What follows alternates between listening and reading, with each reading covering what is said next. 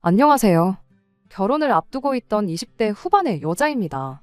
하마터면 사기 결혼 당할 뻔했어요. 처음에는 예비 시 부모님이 문제인 줄 알았는데 알고 보니 결혼 상대였던 남자친구가 더 문제였네요.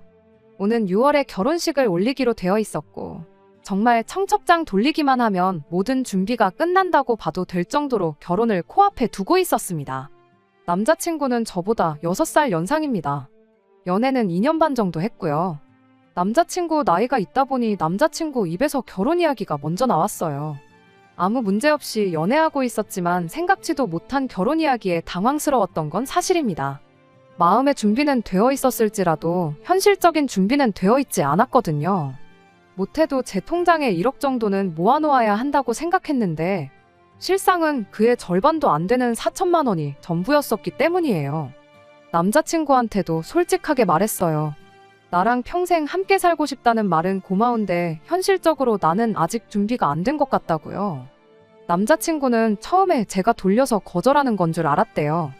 그런데 제가 제 입으로 1억 원은 모아놓고 결혼하고 싶다는 사실을 말해왔을 때 그때서야 제가 싫어서 그러는 게 아니고 경제적인 여건 때문에 결혼을 망설이고 있다는 걸 알았다고 합니다. 남자친구가 1억 모으기가 말처럼 쉬운 줄 아냐면서 저보고 얼마나 모아놓았느냐고 묻더라고요. 아직 반도 못 모았다고 하니 2천이냐 3천이냐 하면서 제가 정확하게 얼마를 모았는지 떠보려고 하길래 오빠는 얼마나 모아놓았냐고 제가 먼저 물었습니다. 오빠가 말해주면 나도 말해주겠다고요. 남자친구는 끝까지 대답을 해주지 않았어요.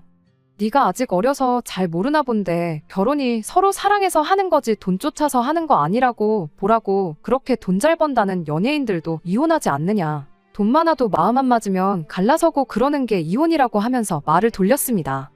그때 직감하기는 했어요. 모아놓은 돈이 별로 없는가 보구나 하고요. 남자친구 말이 100% 틀린 말은 아니에요. 돈만 보고 결혼한다고 무조건 행복한 건 아니라는 걸요. 하지만 사랑이 밥 먹여주는 것도 아니고 무엇보다 제가 정말 돈만 보고 결혼을 생각했다면 애초에 남자친구랑 연애를 시작조차 하지 않았을 거예요. 제가 뭐 원하기만 하면 아무나 골라서 만날 수 있다는 식으로 제 스스로를 과대평가하는 게 절대 아니에요. 하지만 적어도 평범한 집안에 평범한 회사 다니는 남자친구랑 연애를 하는 것보다 요모조모 조건 따져가며 학벌의 직장도 보고 부모님 재산도 보고 그랬을 테죠. 제가 보고 싶었던 건 결혼을 하기 위해 남자친구가 그동안 얼마나 노력하고 미리미리부터 준비해왔는지 였을 뿐이었습니다. 그런데 뭐 당장에 자기를 TV 어디만 틀어도 나오는 톱스타들하고 비교를 하고 있으니 살짝 어이가 없었어요. 저나 남자친구가 직장이 같은 지역에 있어요. 서울 집값도 어마어마하지만 저희 회사가 있는 지역은 집값이 웬만한 서울 뺨치거든요. 적어도 신혼생활 시작할 전세자금 정도는 대출 없이 구할 만큼은 수중에 들고 있으면 좋겠다 싶었거든요. 처음부터 회사 근처에 자가로 아파트 구해서 신혼생활 시작하고 싶은 생각은 눈꼽만치도 없었어요. 하지만 고민이 되더라고요. 남자친구는 좋은 사람이었지만 결혼 생각을 하니 갑갑해져 왔어요. 계산기를 두들겨보면 볼수록 답이 안 나오고 우리가 아직 준비 안 된 건 생각도 안 하고 그냥 나이도 찼고 연애도 적당히 오래 했으니까 결혼하자고 하는 건가? 그런 생각도 들기 시작하니 우울해지기까지 하더라고요. 또 그렇다고 모아놓은 돈이 없다고 해서 여태 만나온 시간 뒤로 하고 오빠는 아닌 것 같으니 헤어지자 말하기도 좀 아니다 싶었어요. 제가 그냥 너무 돈에 환장한 속물 같아 보이지는 않을까 그런 걱정을 했었던 것 같습니다. 아무튼 고민 끝에 결국 결론을 내렸어요. 1년만 더 시간을 두고 보자고요. 남자친구가 대번에 헤어지자고 하는 거냐고 묻길래 그게 아니라 반은 결혼은 승낙한 거나 마찬가지인 소리니 걱정 말라고 했어요. 나도 오빠랑 연애하면서 결혼 생각을 아예 안 해본 건 아니다. 청혼은 너무 고맙지만 현실적인 문제도 있고 하니 우리 딱 1년만 같이 고생해서 돈을 열심히 모아보자고요. 그래도 연봉이 제가 4천 후반, 남자친구가 5천 중후반 정도 되었으니 돈을 아예 모으지 못할 정도는 아니었거든요. 당장 불편하기야 하겠지만 회사 근처에 있는 원룸도 빼서 조금 더 저렴한 곳으로 들어가고 핸드폰도 당분간은 알뜰폰 요금 쓰고 김밥하고 떡볶이만 먹어도 되니까 데이트 비용도 한번 최대한 줄여보자고요. 그래서 둘이 딱 더도 말고 덜도 말고 6천만 원만 모아보자고 했죠. 제가 모아놓은 돈이 4천이 조금 넘었었으니 그거랑 합치기만 해도 1억이 될 테고. 남자친구가 말은 안 해줬지만 분위기 보아하니 1억은 절대 안 되겠지만 못해도 5천 정도는 모아놓았겠구나 싶었거든요. 그럼 그렇게만 더해도 1억 5천. 솔직히 제 기준에는 여전히 택도 없는 금액이었지만 신혼부부 전세 대출 받아서 전세 구하고 하면 어떻게든 되겠다는 계산이 있었거든요. 남자친구도 표정은 썩 내키지 않아 보였지만 알겠다고 한번 같이 모아보자고 일단은 동의를 하더라고요. 그렇게 허리띠 졸라매가는 몇 달이 계속되었어요. 남자친구는 고기도 먹고 술도 먹고 싶다고 아주 난리였지만 단호하게 전부 거절했습니다. 그래도 차곡차곡 쌓이는 돈을 보니까 남자친구도 직접적인 불만은 말을 못하더라고요. 그러던 어느 날 남자친구가 이제 돈 모으는 거 그만하자고 대놓고 저한테 말을 해왔습니다. 결혼을 안 하겠다는 거냐 물었더니 남자친구가 그런 게 아니라고 자신있게 한마디를 하더라고요.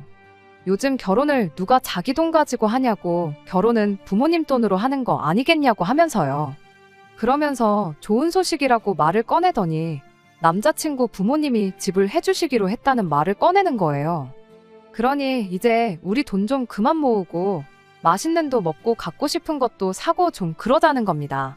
자세한 이야기를 듣자 하니 예비 시부모님이 한 집에서 평생을 쭉 살아오셨는데 요 근래 10년 사이에 집값이 엄청 올랐대요. 낙후된 동네이긴 하나 그래도 서울이라고 정리하면 5억, 6억 정도는 된다고 하더군요. 그리고 이번에 은퇴하면서 경기도 외곽 쪽으로 이사를 가니마니 하시는 중이랍니다. 두 분이 오손도손 살만한 작은 전세집을 알아보고 계신다 했고, 그러면 차익이 생기게 되니 그 돈을 저희 집 구하는데 지원을 해주시기로 했다는 거예요. 그 돈이면 신축 빌라 정도는 무리 없이 하나 구하지 않겠냐는 거였어요. 예비 시부모님이 집을 해주신다는데 그 사실만으로도 엄청 감사했죠. 한편으로는 남자친구가 부모님 노후 자금까지 빼서 결혼을 하려고 한다는 게 얼마나 진심으로 나랑 결혼을 하고 싶으면 저럴까 하는 생각도 들었습니다. 돈은 한참 모으는데 속도가 붙던 와중이었지만 가장 골칫거리였던 집 문제가 해결되었으니 일단 하루라도 빨리 집을 구하고 결혼 준비를 하는 게 우선이라고 생각했어요. 퇴근길이고 주말이고 시간이 남으면 남는 대로 직장 근처 부동산 돌아다니면서 괜찮은 매물이 있는지 알아보러 다녔습니다. 열심히 발품 팔면서 돌아다니다 보니 적당히 괜찮은 아파트를 하나 찾았어요. 평수는 많이 작은 편이었지만 그보다 더 작은 원룸에서 내내 살아왔는데 뭐가 문제될 게 있나 싶더라고요. 부동산에서 말하길 신혼부부들이 시작하기에도 딱 좋은 곳이라고 하고 출퇴근거리며 주변 시설이며 나무랄 게 하나도 없었어요. 너무 마음에 들었지만 하나 마음에 걸리는 게 있었는데 예비 시부모님이 집은 전세 말고 매매로 구하라고 당부를 했다는 거였어요. 하지만 이쪽 지역 아파트 가격이다 보니 아무리 예비 시댁에서 큰 돈을 지원해주기로 했어도 아파트 매매는 꿈도 못 꿀 일이었죠. 돈을 해주겠다고 했을 때도 신축 빌라를 콕 집어서 이야기했던 걸 보면 말 다 했죠. 남자친구한테 집을 보여주면서 부모님을 설득해달라 물어보기도 했지만 남자친구는 단칼에 거절을 했어요. 빌라는 팔 때도 어렵다더라 하면서 오빠가 말하기 뭐하면 내가 직접 물어보겠다고까지 말했지만 안 되는 건 안 되는 거라며 고집 부리지 말라고 하더라고요. 저희가 모아놓은 돈도 있었고 또 몇 달 안 하긴 했지만 아껴 쓰면서 마음 먹고 모으면서 못해도 3년이면 2억 이상은 모을 수 있겠다는 확신이 있었거든요. 그러니 대출 끼고 조금 무리하면 아파트를 구해도 충분히 구할 수 있다 생각했는데 뭐 어쩌겠어요. 결국 그 아파트는 포기하고 빌라 쪽으로 눈을 돌려 찾아보기 시작했어요. 빌라는 매물도 많았고 해서 비교적 신축의 내부도 올술이 되어 있는 빌라를 하나 구할 수 있었습니다. 평수도 30평대로 크고 내부도 삐까번쩍해 보였지만 자꾸 그 아파트가 눈에 밟히는 건 어쩔 수 없더군요. 집은 남자친구 부모님 명의로 계약을 했어요. 몇 년 살다가 저희 이름으로 명의를 바꿔준다고 했거든요. 내 돈 한 푼 들어가는 거 없는데 공동명의 안 해주냐고 따지고 싶은 마음도 없었고 오히려 그게 맞다는 생각이 들어서 저도 아무 불만은 없었습니다. 어쨌든 집이 구해졌으니 그 후에는 결혼 준비를 시작했어요. 본격적인 결혼 준비 시작하자마자 예비시댁에서는 예단으로 자동차 한 대를 요구해왔습니다. 아무래도 외곽 동네로 이사를 가게 되니 자동차 한 대는 필수로 필요하다고. 그런데 저희 집 해주는데 대부분의 돈을 사용했고, 그렇다고 노후 자금 털어서 차를 구입하자니 괜히 그랬다가 나중에 저희한테 손 벌리는 상황이 생길 수도 있지 않겠냐고, 그렇게 되는 건 원치 않는다고 하면서요. 저희 부모님께서도 집을 해주셨는데 당연히 그 정도는 하는 게 맞다고 하셨고, 남자친구랑 제가 모아놓은 돈도 그대로 남아있는 상황에 신혼집에 혼수 채우고도 많이 남게 생겨서 요구하는 대로 국산 준중형 차 한 대를 뽑아드렸어요. 그 후에 예비 시부모님이 이사 준비를 하기 시작하셨죠. 주말이면 남자친구랑 찾아가 집 정리하는 거 도와주고 그랬어요. 이사 당일날은 저희가 휴가를 내서라도 짐 푸는 거 도와드리겠다고 했는데, 요즘 업체에 맡기면 정리까지 다 해주고 간다고, 필요 없다고 하길래 알겠다 했습니다. 사실 제가 간다고 뭐 그렇게 큰 도움이 되지 않을 거라는 건 저도 알고 있었기 때문이에요. 대신 이사 끝나고 나면 집들이 때 제가 크게 한턱 쏘겠다고 약속을 했죠. 예비 시부모님 이사하는 날이 다가오던 어느 날, 예비 시어머니한테서 아주 큰일이 났다고 전화가 왔어요. 지금 살고 있는 집을 빼줘야 하는데 새로 구한 집에 날짜를 맞춰서 바로 못 들어갈 상황이라고요. 무슨 일이냐 물으니 새 집에 잔금 처리하는데 무슨 문제가 생긴 것 같다며 이걸 어쩌냐며 난색을 표하시더라고요. 그때 마침 저희 신혼집이 생각이 났어요. 어차피 결혼식 올리기까지 시간이 많이 남아있던 상황이었고, 저나 남자친구가 돈 모은다고 원룸을 옮겼었는데 그 원룸이 계약이 남아있어서 신혼집은 결혼식 올리고 나서 같이 들어가 살기로 했었거든요. 어차피 예비 시부모님 돈으로 해준 집이기도 하고 저희가 결혼식 올리기 전까지는 빈집이니까 일단 그 집에 들어가 계시고 이사갈 집 문제를 해결하는 게 어떻겠냐고 제가 먼저 제안을 했죠. 처음엔 예비 시부모님은 그래도 어떻게 신혼집인데 당신들이 들어가 살겠냐며 거절하셨어요. 저는 바보같이 이게 처음부터 전부 짜여진 판이라는 건 생각도 못하고 예비 시부모님을 설득했죠. 집을 빼줘야 하는 상황에 어디 가 계실 곳도 없는 거 아니냐, 그냥 몸만 가시는 것도 아니고 짐도 있는데 남자친구 원룸에 들어가 계실 상황도 아니지 않느냐고요. 잔금 문제만 해결되면 이삿날이야 다시 정하면 되는 거 아니겠냐고. 이사 비용이 2배로 들긴 하겠지만 그게 뭐가 중요하냐고 했죠. 예비 시부모님은 마지못해 그럼 그렇게 해야겠다고 저한테 고맙다고 해줬습니다. 이제와 생각해보면 제가 먼저 신혼집 이야기를 꺼내지 않았다면 예비시댁이 되었든 남자친구가 되었든 일단 당분간 신혼집에 가 있는 걸로 하자고 했을 거예요. 이미 다 짜여진 판이었고 외통수나 마찬가지인 상황에 그 계략에 보기 좋게 당해버린 거예요. 그렇게 예비 시부모님이 신혼집에 이삿짐을 옮겨놓고 며칠이 지나서 다시 저에게 연락이 왔어요. 아무래도 사기를 당한 것 같다며 이거 계약금만 날리게 생겼다고 앓는 소리를 하더라고요. 그때는 저도 붕괴해서 뭐 그런 사기꾼들이 다 있냐고 제가 힘닿는 데까지 도와드리겠다고 했죠. 예비 시부모님도 경찰에 아는 사람도 있고 하니 일단 이 집에서 지내면서 알아봐야겠다고. 신혼집인데 먼저 짐 풀어서 미안하다고 하시는데 저는 또 속도 없이 괜찮다고 대답을 했네요. 아무튼 그렇게 예비 시부모님이 신혼집에 당신들 짐을 풀게 되었습니다. 그런데 그때로부터 한 달 정도 지났을 때부터 무언가 이상하다는 생각을 받았어요. 언제부터인가 예비 시부모님하고 통화를 할 때면 뭐 알아보고 있다고만 하지 진행 과정이 어떻게 된다는지 자세한 건 하나도 모르고 계시더라고요.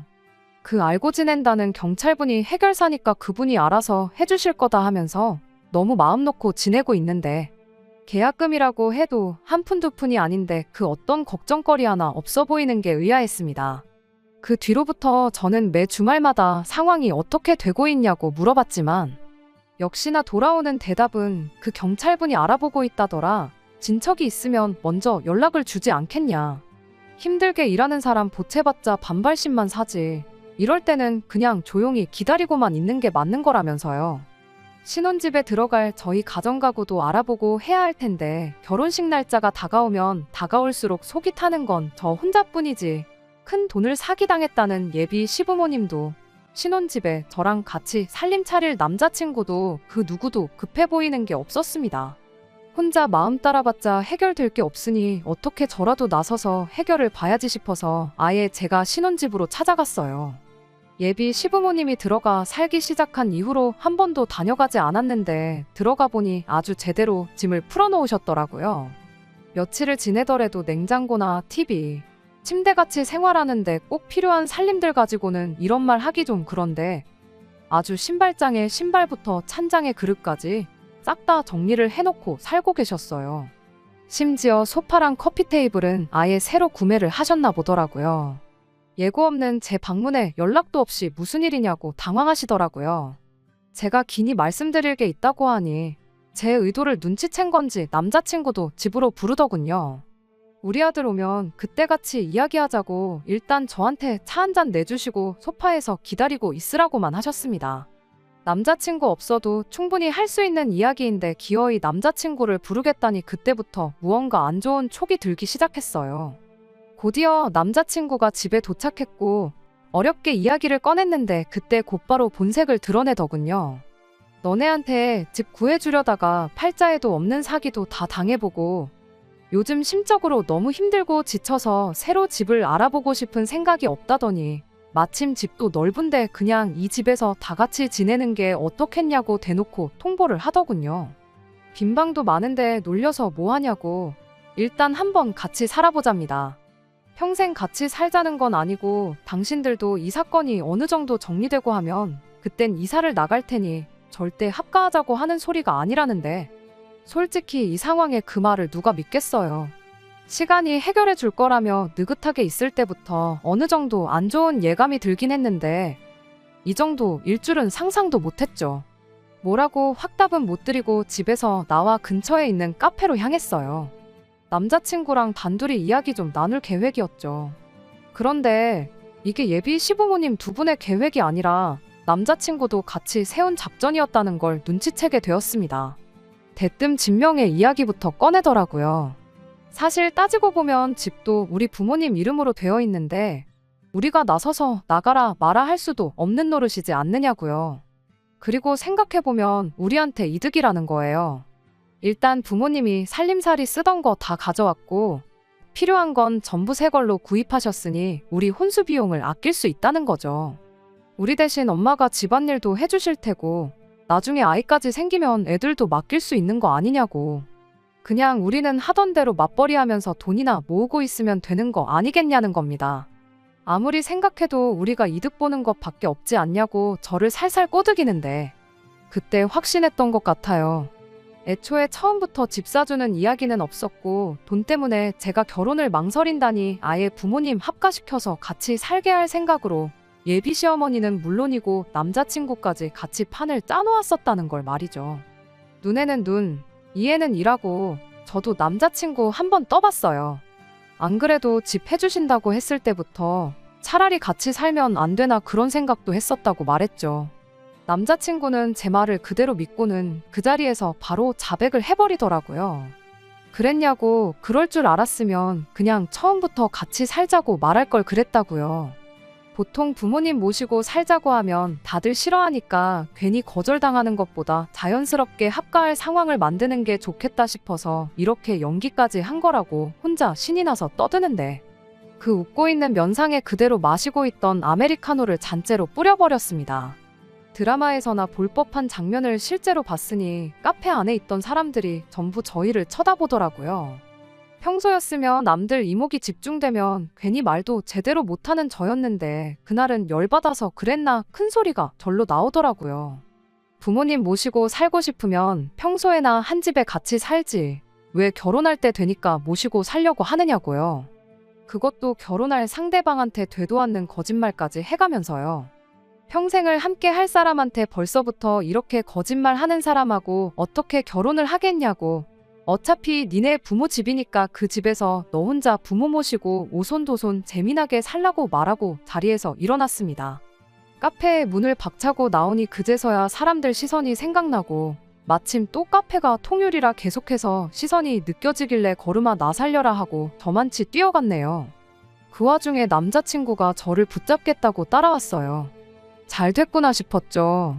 생각해보니 홧김에 파혼하자고는 했는데 정리 안 한 게 생각이 나서 말이에요. 니네 집에서 사기 결혼을 빌미로 뜯어간 내 돈은 이런 단위까지 틀리지 않고 정확하게 계산해서 일주일 내로 내 앞에 가져오라고 했어요. 그렇지 않으면 민사의 형사까지 내가 할 수 있는 모든 방법을 총동원해 콩밥 먹여주겠다고요. 법대로 하겠다고 하니 그제서야 안 따라오고 먼발치서 제가 사라지는 모습만 지켜보고 있더군요.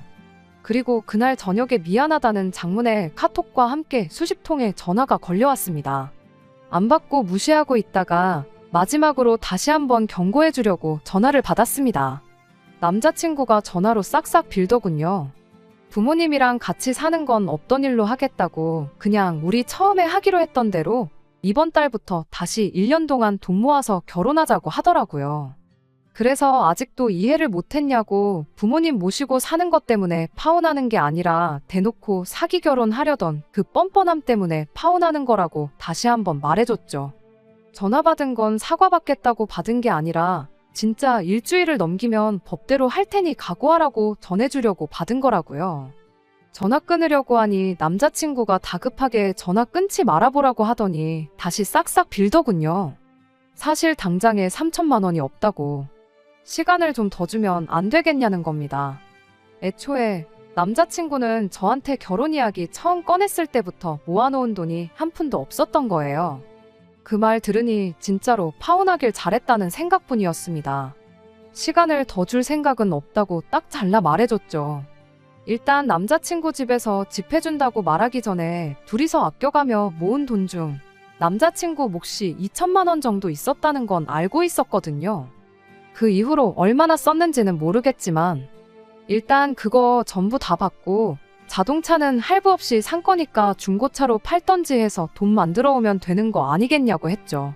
어차피 출고된 지 몇 달 되지도 않은 차인데 중고 가격도 잘 쳐주지 않겠냐고, 그러니까 큰 걱정 말라고요. 아무튼 확실하게 파혼 이사와 단 하루라도 늦으면 법대로 하겠다던 단호함 덕분인지 정말 일주일 되기 전에 그 돈은 전부 돌려받을 수 있었네요. 결혼 준비하면서 예약해놓은 것들은 그냥 제 돈으로 위약금 물고 다 취소해버렸습니다. 더 스트레스 받고 싶지도 않고 남자친구 목소리 듣고 싶지도 않았고요. 그냥 제가 뭣도 모르고 사람 쉽게 믿었던 비용이라고 생각하기로 했어요. 다른 건 몰라도 제대로 된 인생 교훈은 이렇게 하나 얻어가네요. 끝까지 들어주셔서 감사합니다. 오늘의 사연은 여기까지입니다. 구독과 좋아요, 알람 설정 부탁드리고 더 좋은 사연으로 다시 찾아뵙겠습니다. 감사합니다.